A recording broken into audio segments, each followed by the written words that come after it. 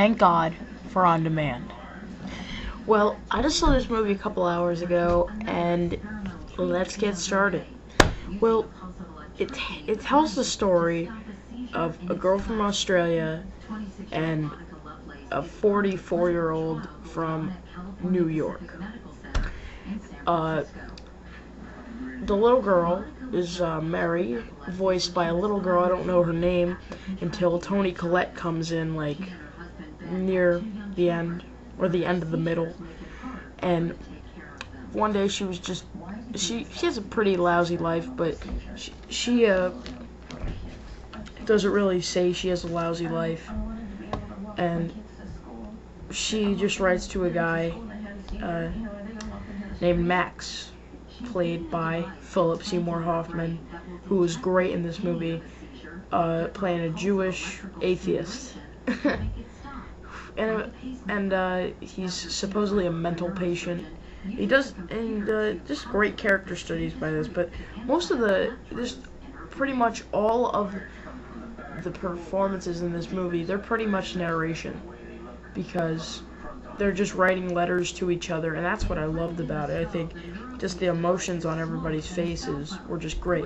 Also, Eric Bana is in this movie. I don't really want to give his part away, because it has something to do with the story a little bit near the end. But this movie is really funny, really, really witty. It's the best animated movie of the year, way better than Up. And if I hear a comment saying, "Up with the bestest, man, up with the best, you're not gonna get a better animated movie than that," well, you haven't seen Mary and Max. If I get one of those, I swear to God, I will block you. I really will. I will block you. Now, this movie, a lot of people like Coraline a little bit better than Up. This movie reminded me of Coraline a little bit. It did. It really did. And it's way better than Coraline. I think Coraline was a pretty overrated movie, even though I did think it was alright. I did think it was pretty good, really good, but this is great, this movie. It's way more of an artistic film more than Up. I love the hell out of Up, but Mary and Max is just great. It's just one of the best movies of the decade. And I'm going to talk about the voice acting. Philip Seymour Hoffman, terrific. And really, Philip Seymour Hoffman, he has a pretty recognizable voice, but in this, I didn't even know it was him. It didn't even sound like him. It sounded like Rodney Dangerfield for most of the movie.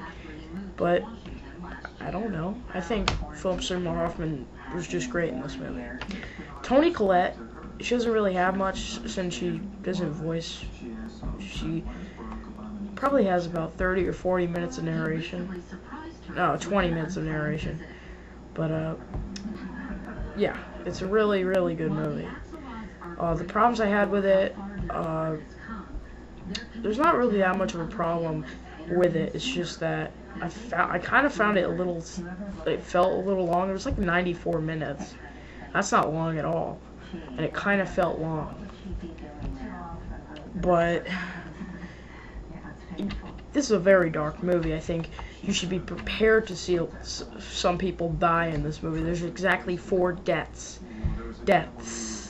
in this movie, and I think that they went a little strong in the deaths. I really do, because I don't know, two I would found okay, 3 at the most, but 4.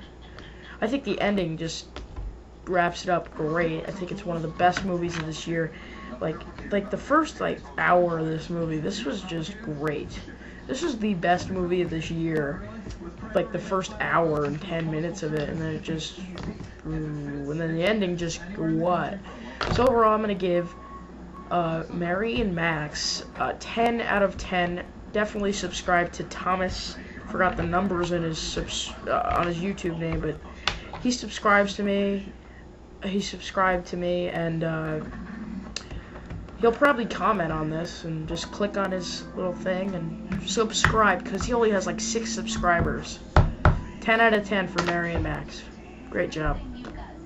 Whoa, that was such a good movie.